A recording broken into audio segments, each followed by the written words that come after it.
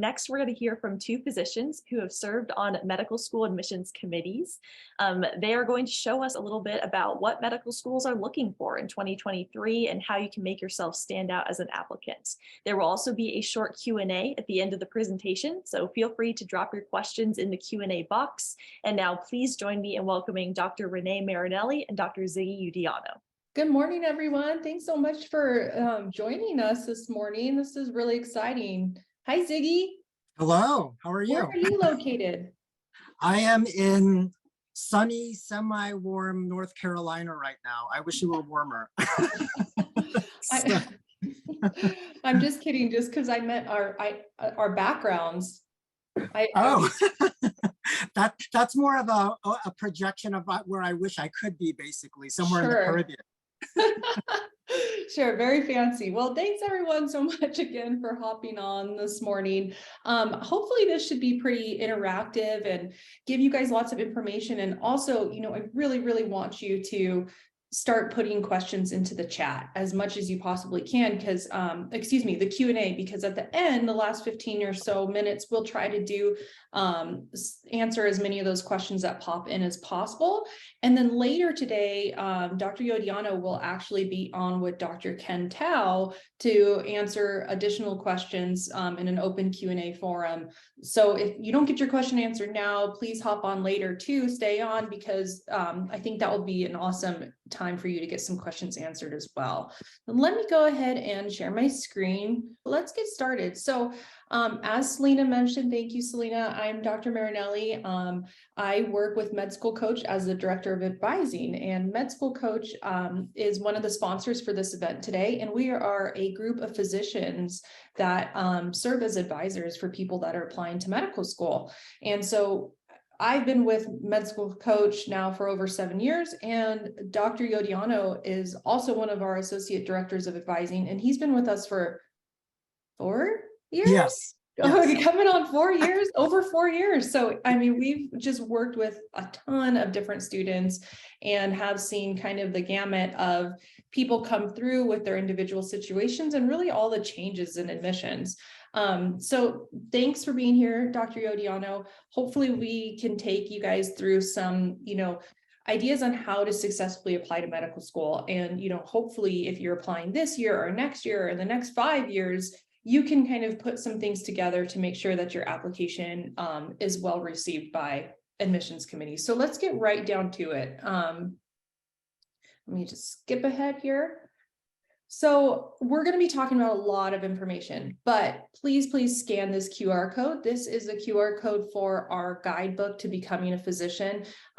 It's a great guidebook. It's completely free.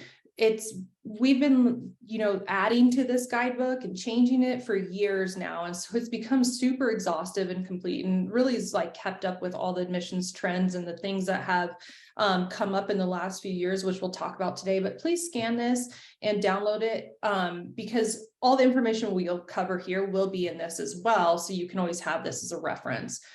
So I always like to set the stage to talk about how competitive it is to get into medical school. And probably most of you out there know this, but I think it's always super helpful to see the data and kind of at least get an idea of, where you might stand and like what you're up against, because that really sets the stage of how important it is to really maximize your application. So interestingly enough, in the last couple of years, and what we think is due to the pandemic, there was a huge increase in applicants to medical school, but unfortunately that didn't translate into increase in number of seats in medical school. That just increased the number of applicants. So it just became more competitive. And the GPA and MCAT just kind of have risen a little bit every single year, but have held pretty steady as far as the average matriculant GPA and average matriculant MCAT, which I have up there. But those numbers of people have increased, and unfortunately that means less people are getting into medical school each year. And right now where it stands, it's, less than about 40% of applicants actually get into medical school when they apply. So it's just uber competitive. And, it's one of those things where everybody knows it's competitive, but once you get to the nitty gritty of it, you really, really have to make sure that your application is just stellar and exceptional in order to really stand out against, the 60,000 plus applicants that are applying every single year. So let's talk about how you can do that. And, what we're going to cover today are multiple steps I kind of like to lay out that you can do. And I'll let Ziggy take the next slide after this, so you don't have to just keep hearing me talk. But, preparing and planning is just so important. Submitting on time, preparing again for your secondary applications and the next steps in your application, like interviewing. So if you kind of follow all these steps, then you are going to be set up for success. So the next slide, Ziggy, if you wouldn't mind taking this one, is kind of just an overview of the application process. Do you want to talk through this one? Yeah, absolutely. So, as you can see from the slide, to use a very common metaphor, this is not a sprint, this is a marathon, basically. And this means, each month there's something, very, very important to do in terms of the milestones. Obviously, you guys can read this slide yourself, but if you look, between January and April, for example, request letters of recommendation, study for the MCAT. One of the things I would say, I'll try to delve deeper into each of the things written here, basically, in terms of requesting letters of recommendation, this is something that you should try to do as early as possible, basically. If you know in January or February who you want to ask, I would start asking them. And a common question that I get asked is, oh, when should I tell them to submit the letter of recommendation? Well, the earliest that you can submit is usually at the beginning of May, when you can start registering for your MCAS, basically. And I always tell my clients to aim for, sometime in May, basically, because the thing you have to remember is, the people whom you're asking letters of recommendation from are doing 1,000,001 things, basically. And even when you ask them, to submit at a certain time, they don't always do it. So one of these skills, for better or worse, that you guys are going to learn is the fine art of pestering without looking like you're pestering them, basically, just to make sure that they're actually working on the letter, that they're going to remember to turn it in, all of those kind of things are important. The second thing that's written there is, yes, studying for the MCAT, basically. If you can, take, some people even take it before then, but if you can take it sometime in the first few months before May, which is when you use, end of May, when you're going to submit the primary application, basically, that's a good way to go. The latest that I personally recommend that my clients take the MCAT is no later than end of May, early June. When you start taking it later than then, there's kind of a domino effect that affects, sort of the secondaries and interviews and all of that kind of stuff. And then from May to June here, it says there, take the MCAT if not completed. Yes, complete the MCAS application. Usually the earliest you can start submitting is end of May, early June. I think this year it's like May 30th or something like that. Yes, you want to get those transcripts in. And again, the application, so important. I've had clients sometimes where I look at the date when they submitted, not my clients, well, clients who are reapplying. And one of the first things I look at is when did they submit their primary application before? And sometimes I see things like July, August, even end of June. And that is just way too late. This is, it's so hyper competitive now. You want every advantage that you can get in terms of, differentiating yourself from the field. And being an early submitter is one thing that's really going to help, basically. Next thing, yes, oh boy, July to August, prepare secondary application. So I think this will be news to nobody to hear that this is basically like a tsunami of applications that kind of occurs around that time, basically. And, especially when you're applying to maybe between 25, 30, 40, medical schools, basically. The key here is, hyper organized preparation, basically. You really have to schedule, what you're going to do in terms of your secondaries. We recommend trying to submit each secondary within 2 to 3 weeks, no later than a month if possible. I know it's really hard in the context of everything else you guys are doing, basically, but again, it makes a difference. Of course, you don't want to sacrifice quality when you're working on your secondaries. Obviously, there are going to be questions that are repetitive that you can sort of reuse your answer, but you have to remember to try to personalize it to the medical school too. I can't tell you how many times I see applications where they're applying to Cornell, but they have something like Baylor written in their answer, basically. So you want to be mindful of that, basically. And then, September, as you can see here, September to April, yes, long window for the interviews, and following up with schools, sending update letters. This is, one of the questions I often get asked by clients, well, I submitted my application and secondary so early, how come I haven't gotten any interviews yet? And the answer is sometimes there's no rhyme or reason to when medical schools are inviting you for interviews. Of course, earlier is still better, but I've definitely had applicants who submitted as soon as possible for everything. And then I remember one client, she finally got one interview in October, and then the rest kind of came in January. Why that happened, I don't know, basically, but it shouldn't prevent you from trying to submit as early as possible. And we'll talk more about the interview later, but that's something you really want to prepare for too. And then as you can see here, May to June, hopefully you guys will have lots and lots of, admissions and can make admissions decisions. And then, oh, wow, okay, it's already going to be August and you're going to start medical school. So awesome.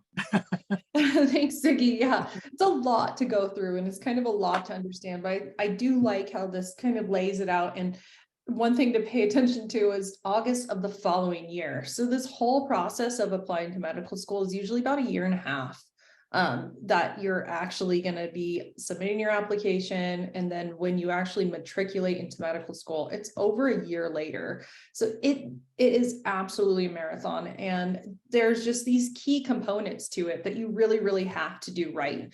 And so let's talk a little bit about some of those specifically. So Ziggy, you mentioned the key dates. So each application that you're applying to has different dates. So AMCAS is the traditional MD application across the United States. Besides Texas uses TMD SAS, and then AO-COMAS is the osteopathic application. So some people apply to one of these, some people apply to all three of them. And it really depends on your individual circumstances and how competitive you are. If you're a Texas resident, most people are going to apply to TMD SAS as well. Texas highly, highly favors their own state residents. So if you're not a Texas resident, you can consider it, but it's kind of individual circumstances. But most Texas residents are absolutely using that as well. So the application dates as far as when they open. So when they open, you can actually start going in there, typing in your information, getting your transcripts submitted, things like that. They're all about the same. And I put these ones in asterisks because these are accurate for this year. AO-COMAS has not announced their dates. So this was based on last year. So we don't know for sure if they changed it at all this year. And then submission, as Ziggy said, this is where it's really key. This is when you can actually hit submit and the application will begin its processing part. So what happens is you hit submit, and AMCAS will go through, and I'm going to talk mostly about AMCAS since that's kind of the bulk of medical schools use AMCAS. They'll go through and they're going to verify your entire application. They're going to look at your official transcript versus what you entered on the application and make sure that it's all the same and it's all accurate. And so that verification process, if you're one of the earliest people to submit your application, it usually only takes a few days. But as time goes on, there's more and more people submitting. There's thousands of applications being poured in that are submitted, and now they have to verify it. That process takes longer. So you want to be one of those earlier people to get it verified so that once it's verified, it can be sent to medical schools. Otherwise, if you submit like in August, it can take like up to 6 weeks to get verified. And so then your application is not actually being sent to medical schools until September, which is late. And you do not want to be one of those late people because medical schools are reviewing applications as they come in. So you want to be one of those earliest people as possible. You don't have to submit on May 30th, but sometime in early June is absolutely like where you want to hit. So when you're putting together your application, one of the main components of the application is going to be talking about your activities.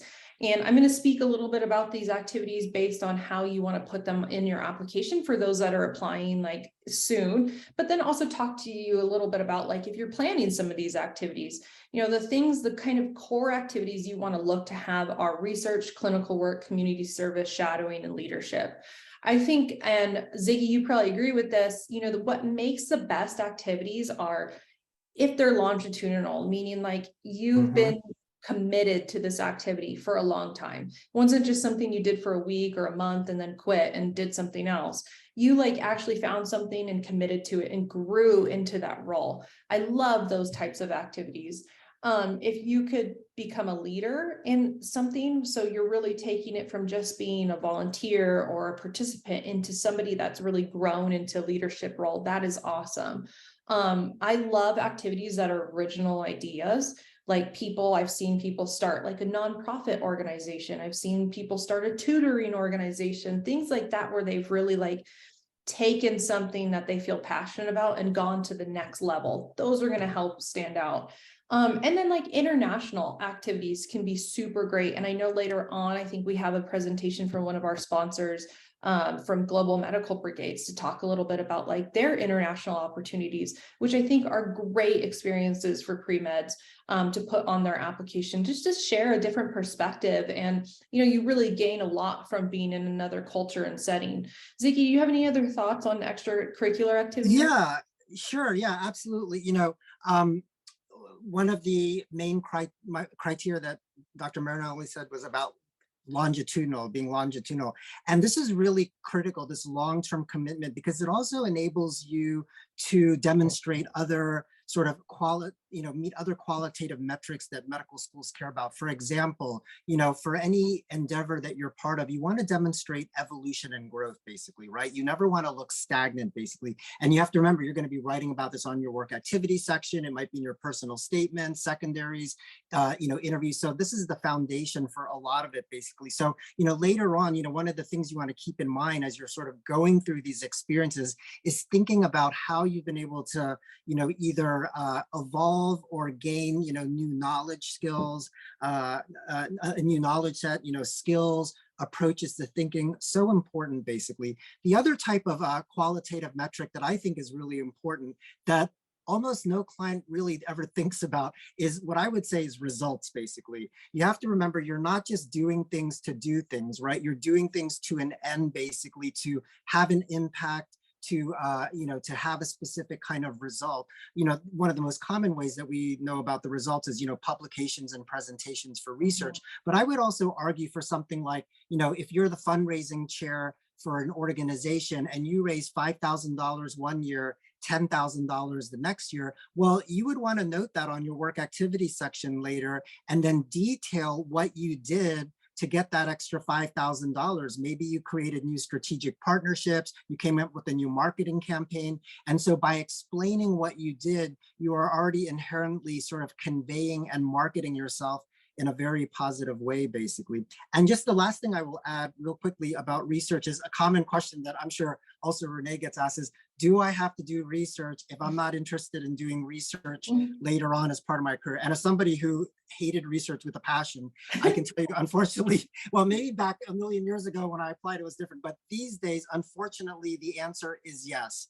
They want to see some experience with research. It doesn't mean you have to have publications, but they do want to see that you've done it. Obviously, if you are focused on research, you should try to get the publications, you should try to do the presentations. And if you're not, that might just mean that you're going to focus more on medical schools that are more primary care oriented. But, to be fair, they also do research too. Yeah, absolutely. And like, I think the same, I remember when I applied to medical school, research was kind of like almost like icing on the cake type of thing, where now it's pretty much expected for you to have research. Otherwise, that's going to be a pretty big hole in your application compared to the other competitive applicants. Going on, so just to make sure we've got plenty of time to answer questions, there's a lot of great questions coming in. And again, we won't be able to get to all of these for sure, because there's just so many. But as I said, later on today, Dr. Yoediono will be hosting a Q&A. So please be sure to bring your questions there. So the other big aspect of your primary application, your AMCAS application, is your personal statement. And we have webinars and talks just on an hour of talking about the personal statement by itself, because it is so important. And it really can make a huge, huge difference in your application.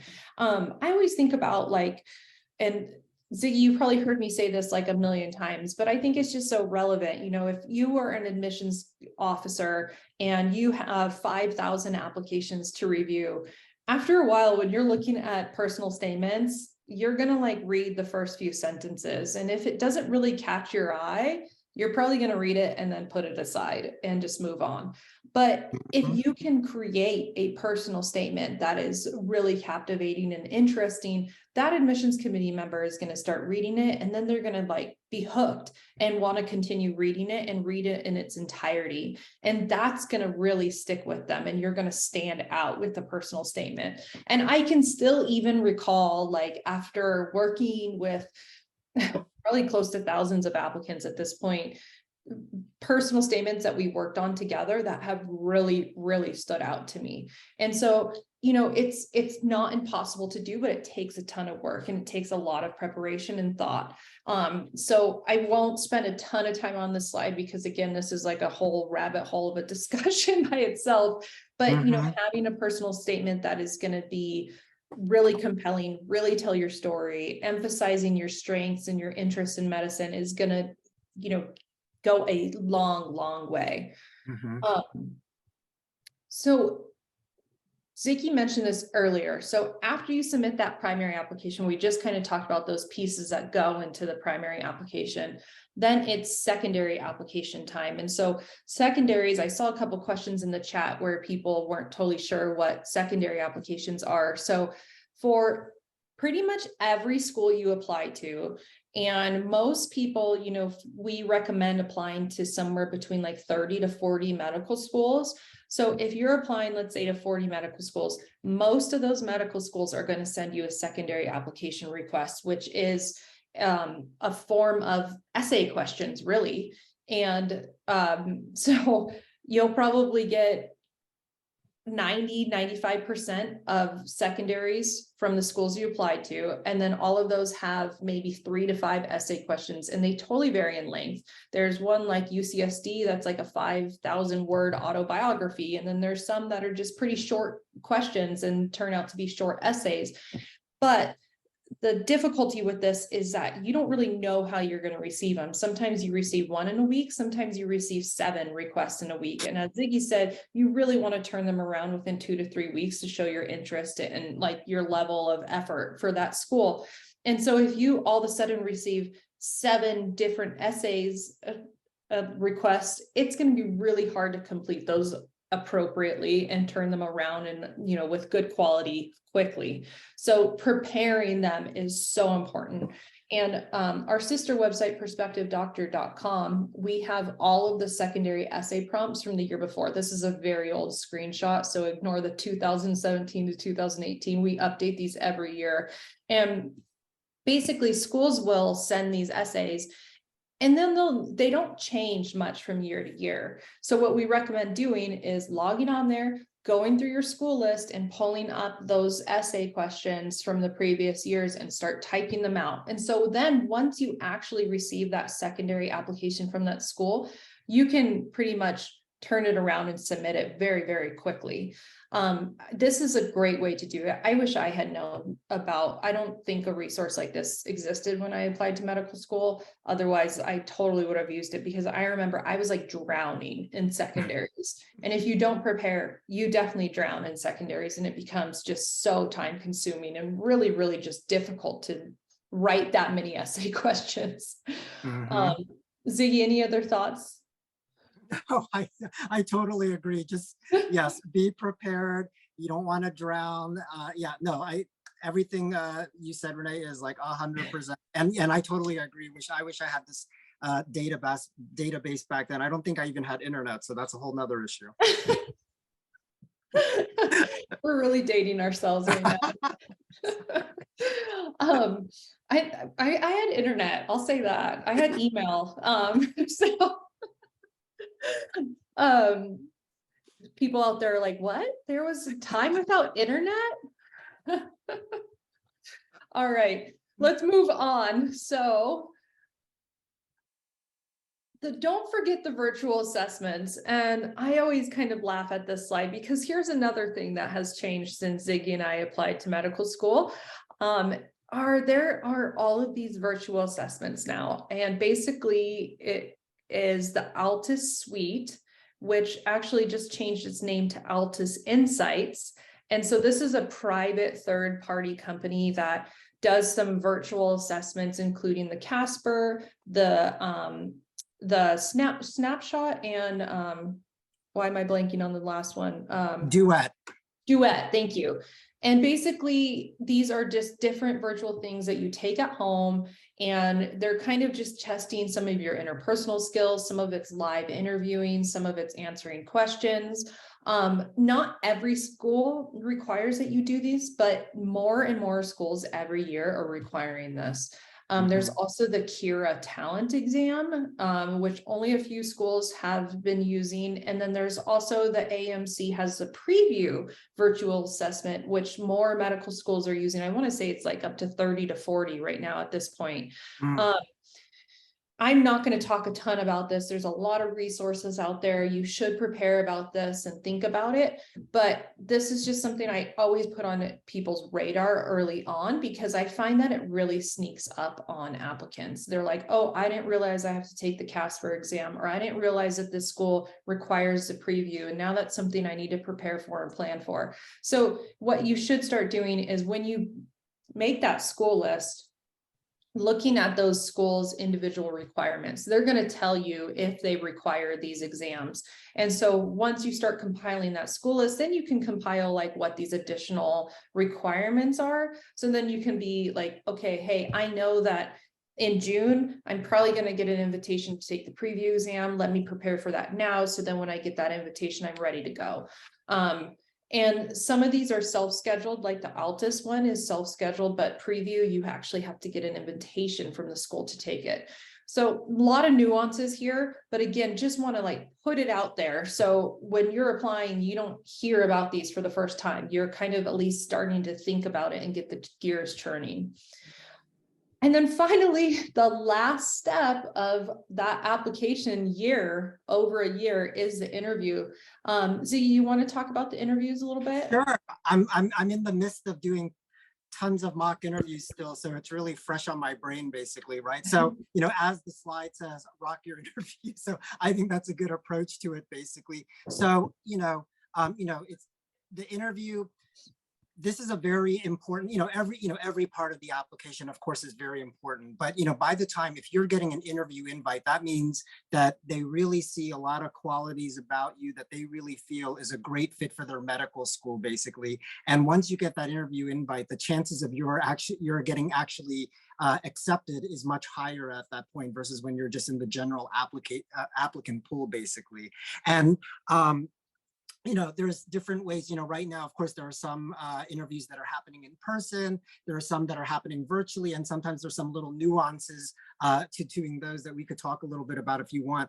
As it says here, be personable, outgoing, kind. Absolutely. One of the things that I would add, sort of just aside from what's on the slide here, is preparation is so important, basically. There are some commonly asked questions, and I'm sure Renee can relate to this, such as, why do you want to come to our medical school? Tell us a little bit about yourself. What's your greatest weakness? What questions do you have for that? These are very commonly asked questions, which actually applicants often know that they're going to get asked, but it's really interesting that when I practice with a lot of applicants and hear their answers, they're very mediocre at best, basically. And I think a big part of the reason is sort of part of it is lack of preparation. I think sometimes one underestimates how easy it is to answer those kind of questions, especially when it's like, tell me about yourself, which actually is, I would argue, one of the hardest questions to answer, because condensing like 2 decades plus of your life into 3 to 4 minutes in a meaningful way is like, that is really, really hard. And unfortunately, a lot of answers resemble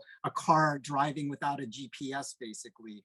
And so, you really want to, we can't emphasize this enough, and we can talk more if there are questions related to this. But for those kind of questions, you really want to do a lot of research, preparation, and practice ahead of time. This is something where you have a lot of control over to an extent. Of course, you can't control the questions that are being asked to you, but it's really worth putting the time and effort. And I know at this stage, it's kind of like the end of the marathon and you're tired and you want to sleep, but you kind of need that second wind right then to like make it past the finish line, which you guys can all do. Absolutely. Don't hit the wall of the marathon. If anybody's run long distances, most people know about the wall. This is like hitting the wall. Don't hit the wall, like get past it, get those skills so that you can just really do well and make such a lasting impression on your interview. And I think, like you said, I get some people too that are like, well, I work, I've interviewed for jobs. Like, do I really need to prepare or like do mock interviews? And it's like, yes, because those types of interviews are going to be very different and the pressure is different. You're with kind of esteemed professionals a lot of times with your interviews, very and the stakes are a lot higher too, because you may have gotten a few interviews and that's it. Like if you don't do well on your interview, then you're going to get rejected. And so I think absolutely like preparing very, very well and taking it seriously, even if you've had practice before, is just key here. So we're going to start to wrap up. So we kind of talked about all of those steps. So just a reminder of kind of bringing it all together, your grades, your MCAT, we didn't talk in depth about these, but they are just so, so important to really get your application through that like initial screen and have them review it further and really look at it and say, hey, this is somebody has the academic capabilities to do well in medical school. Let's look at them further. And then the rest of it is putting together this awesome application with having extracurriculars that are going to be defining and really compelling to you as an individual and as an applicant. Your personal narrative of who you are, why you're here, what strengths you have, and really making that stand out and being exceptional. And then finally putting that interview together. And now you're more than somebody that they've seen on paper. You're actually going to the school or being on Zoom and showing them that you're an actual person who's going to communicate well. You're going to be somebody that they want to work with and have as their peer in medical school. So all of these things are just so important. And hopefully I know we went through a lot of this stuff very, very fast, but because everybody's at such different stages, we wanted to give like an overview of the pieces that are going to make you successful to be an applicant to medical school. So as we finish up here, just want to touch on who we are at Med School Coach, very briefly. I won't spend a lot of time on this, but as I said earlier, we're a group of physician advisors. We were created over 10 years ago by Dr. Sahil Mehta, who he was, I believe he was in medical school or a resident at the time, and he was on the admissions committee, and he kept seeing applications like come through and personal statement was written so poorly, or they applied late, things that like these applicants could have done to be successful, they weren't doing. And so he thought like somebody needs to help these applicants get all of their ducks in a row. And so he created Med School Coach, and we have just grown. And now we have over 80 physician advisors that work with applicants to kind of help them understand all of these nuances, all of these things that they need to do, and help them through each aspect. As Ziggy said, helping them brainstorm what to talk about in the personal statement, editing their activities, their personal statement, their secondaries, preparing them for interviews. We take you from start to finish. And we also work with writing advisors too. So as physician advisors, our experience is really, and our expertise is really what makes a good personal statement as far as like wording and how great it should sound and things like that. We have writing experts to help us make sure that it is written perfectly on your application.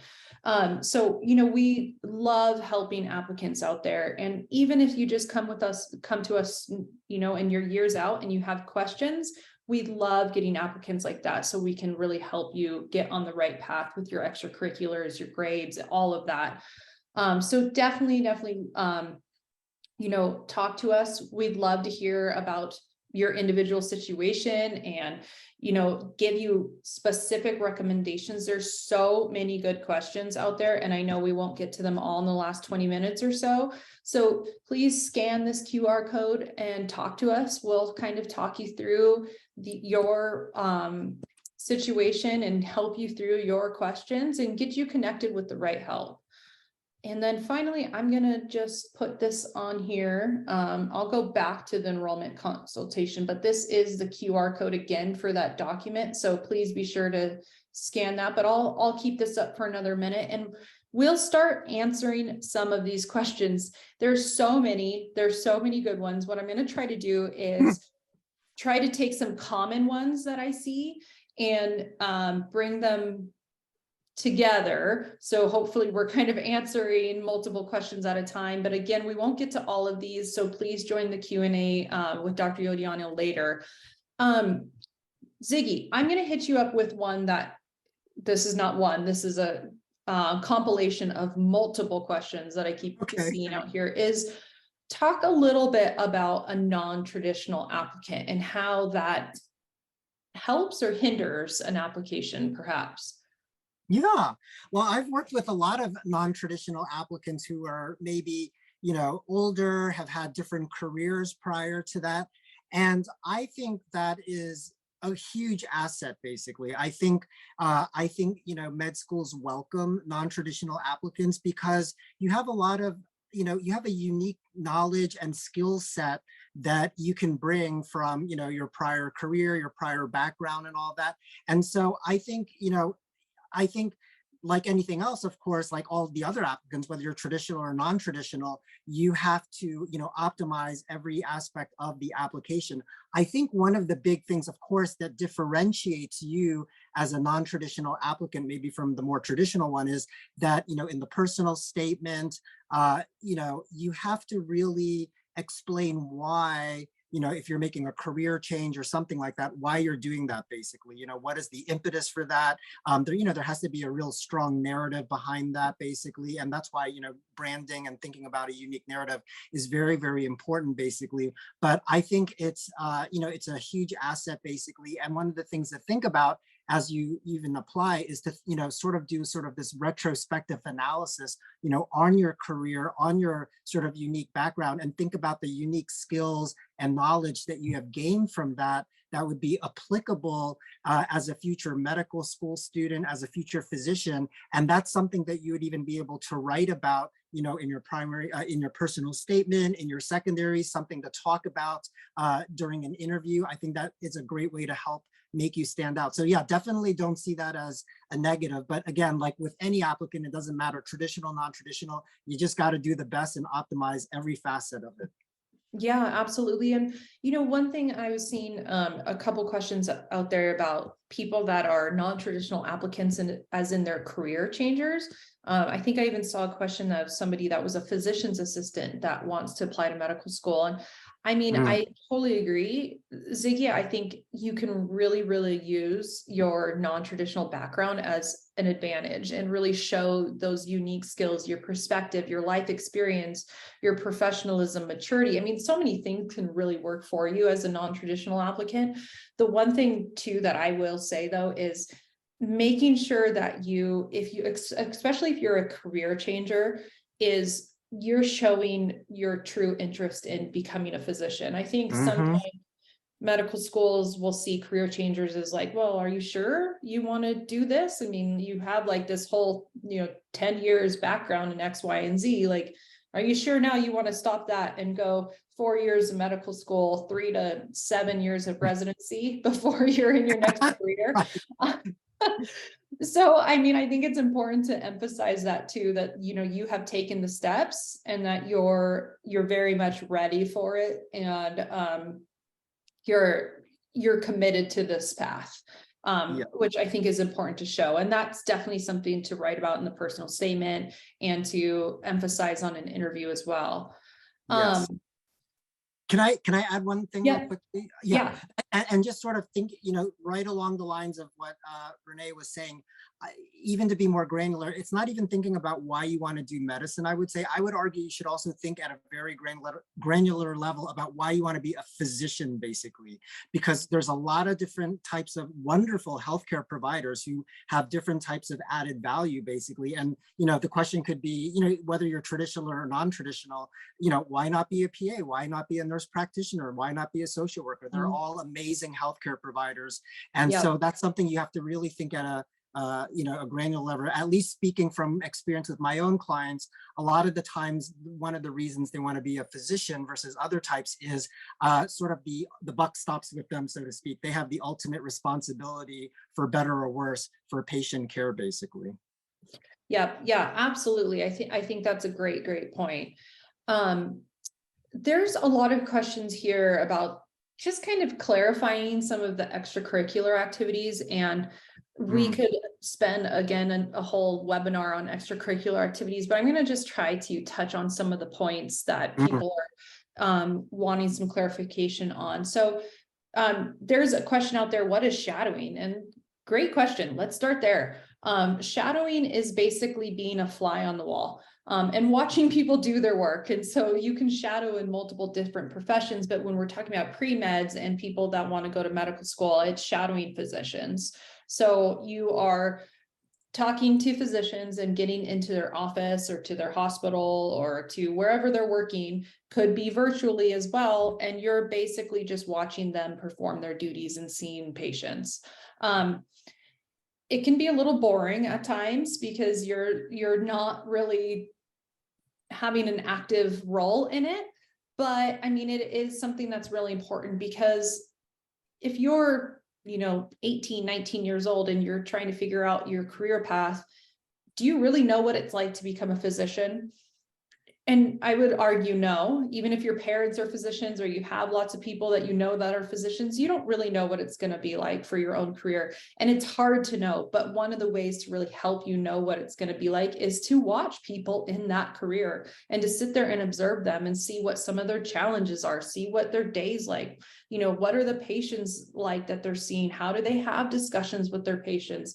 What are the different specialties in medicine? Which ones are in the hospital? Which ones are in an outpatient setting? There's so many different nuances to the clinical setting that I think it really helps you to dive into it and understand pieces of medicine and what it's like to be a physician. And medical schools want to see that you've spent the time doing that.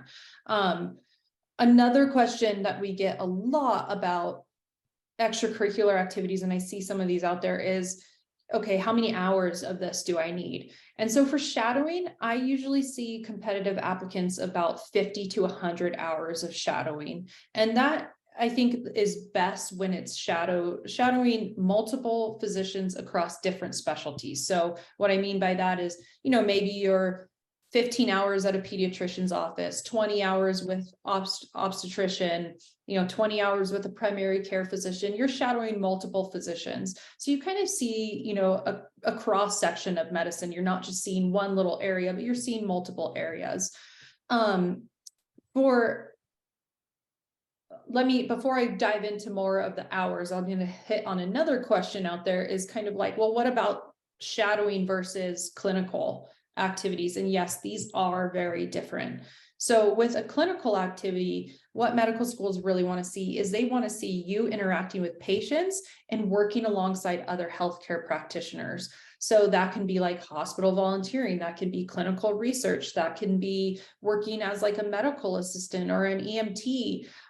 Basically, you're kind of taking a role in patient care. Whereas shadowing, again, you're a fly on the wall. You're not really interacting with people too much. You're really just observing. The doctor and you may have some conversations about being a physician and things that you're seeing and stuff like that, but you're really being, observer. So with clinical activities, you're trying to take a more active role. And I think especially important is interacting with patients. When you start medical school, that should not be the first time you ever have a discussion with a patient or talk with a patient. You should have some experience beforehand talking with patients and caring for them.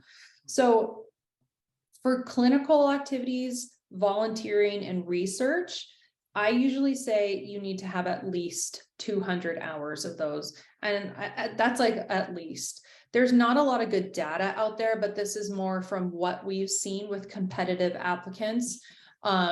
So at least 200 hours. And I would say somewhere around 500 hours of each of those categories is going to make you really, really competitive. Yeah.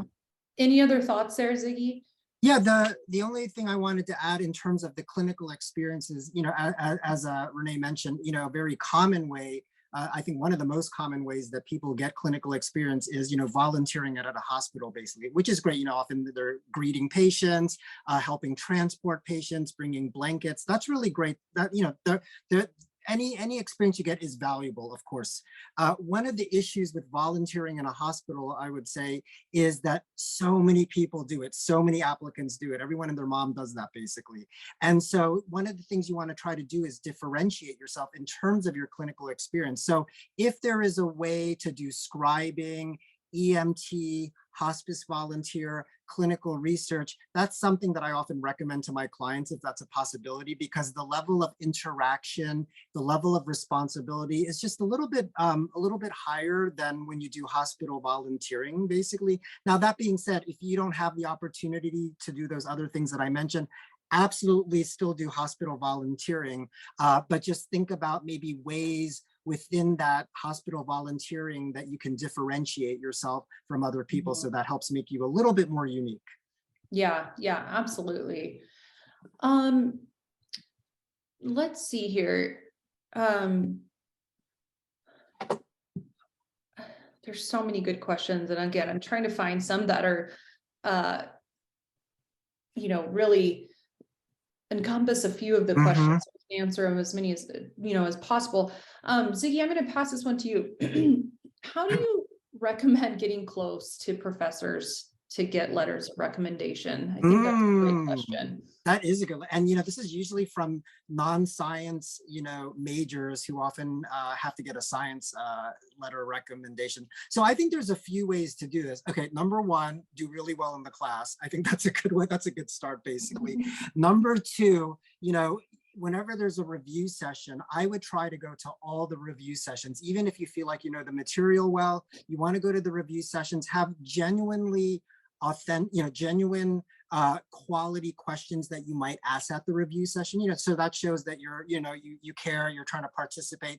Number three, of course, all professors have office hours, basically. So again, you don't want to just drop by to chit chat, basically. Anyone can see, but you want to come with, again, genuine questions that, you really want to understand the material, something like that. So I think that's a good way to kind of do it, on a periodic basis. You don't want to be camping out there, basically, but, come periodically. And then I would say the last way, one of the best ways, if you're actually doing very well in a class, is try to be a TA for the professor. That's somewhere where you can really demonstrate your strengths, your ability to be responsible, to manage, students. And that's often when they can see, sort of be able to write the most granular, detailed, letter of evaluation for you later on, should you ask about something like that.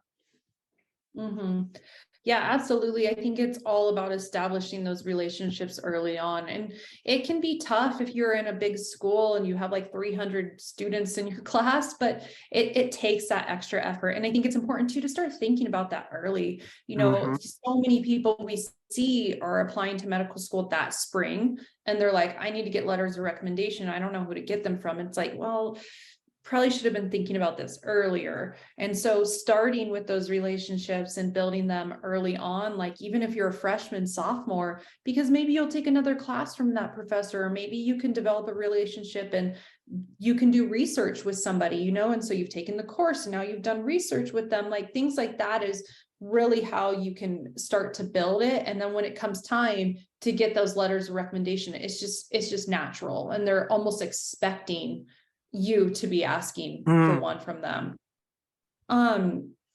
There's a lot of questions from some international students and Canadian applicants. So I'm going to touch on that just briefly. For anybody that is an international applicant to US medical schools, I really, really recommend that you reach out to us and chat with us, because point blank, it's harder. It's harder to get into medical school if you are an international applicant, because medical schools are really prioritizing US students in the United States.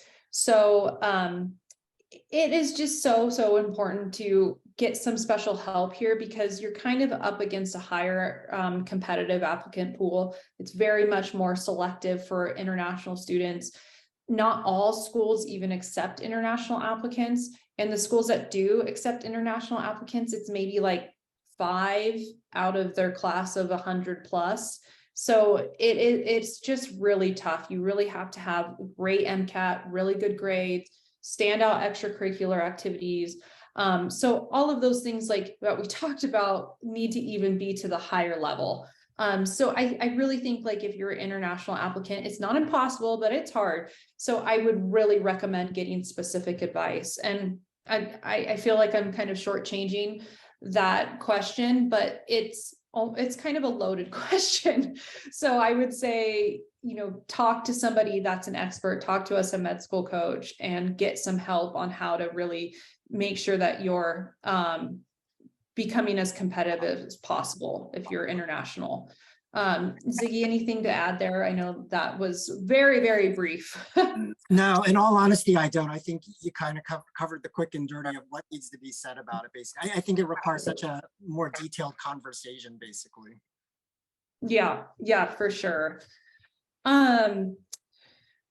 There is a question, Ziggy, I'll throw this one to you. And we get this a lot, is how do you suggest people go about getting shadowing experiences, clinical experiences, research experiences? I know I'm kind of throwing these all into one boat and they're very different. But yeah. I think a lot of people struggle, like, where do I even start? Like, do you have any suggestions for them? Yeah, I have a few suggestions. Number one, start with your pre-med or your pre-health department or advisor, however you may feel about that person. Basically, sometimes they get a knock against them, basically, but you want to try to maintain that relationship. They often have those kind of information and resources, special programs, or even sometimes set up with the school, basically, to get clinical experience, maybe shadowing. Another one would be, of course, if you're part of a pre-med organization, basically, at your school, they oftentimes have resources and connections, basically. Third would be family and friends. Let me tell you, connections make a big difference in your life. I've learned that the hard way. So that's something to take advantage of, basically. And then the fourth way, for better or worse, is old-fashioned cold emails, basically. Sometimes you just got to do the research, see what's out there, and reach out to people. There's a whole art to reaching out to people, which I'm not going to get into. But I think those are the four main ways that you can sort of start, hopefully getting some success with finding these opportunities. Yeah. And I think too, like if you are in a city and you have a teaching hospital in the area, that's a great place to start. And what I mean is a teaching hospital is usually a hospital that has a medical school or at least a residency associated with it, because those hospitals are usually more willing to take on volunteers and people that are, learning, because it is a teaching hospital. So definitely start there. And then, like you said, Ziggy, like, cold emailing, cold calling, that can be tough. But the people that are successful are the ones that have really, really pushed through and have just sent tons of emails, called a lot, followed up on opportunities. Those are the people that find really good experiences. So like when you want to give up, don't, just keep trying to find them. I was just notified that we're going to go a couple minutes over, I think, just as we get the next speakers set up.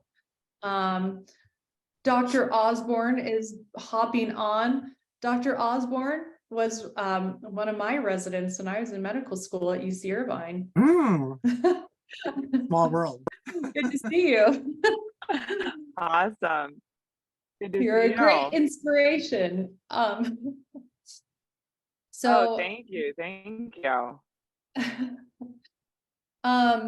I think Selena was going to hop on in just another minute to transfer over to the next speakers, but we'll just maybe answer one or two other questions here as we transition.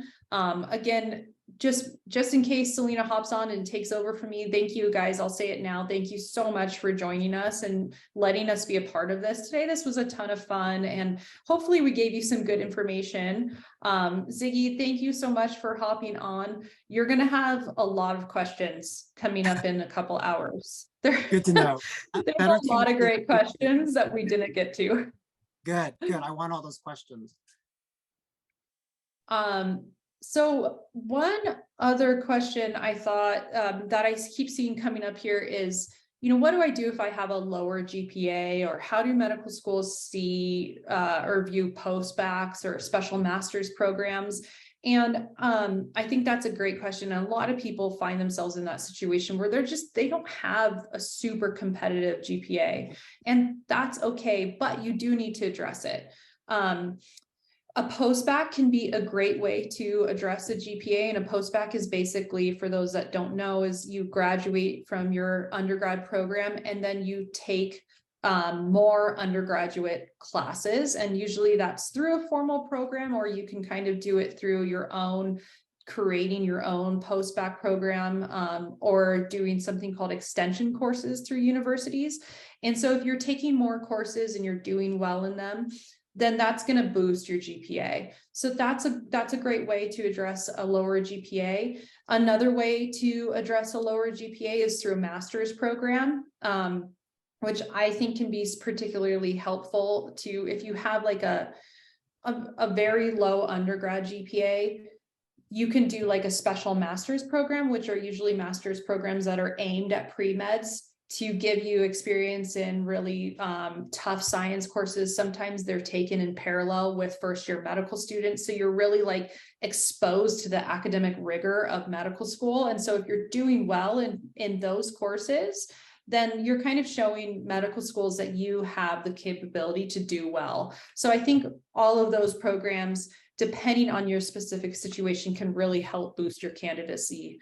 Mm-hmm. We've got Dr. Dan on too. So this is such a great crowd. All right, there's Selena. I will hand it over to all of you guys. Good to see you, everybody. Thank you so much for letting me chat with you this morning. Good luck to everyone. Yes, thank you so much, Dr. Marinelli and Dr. Yoediono, for that super informative presentation.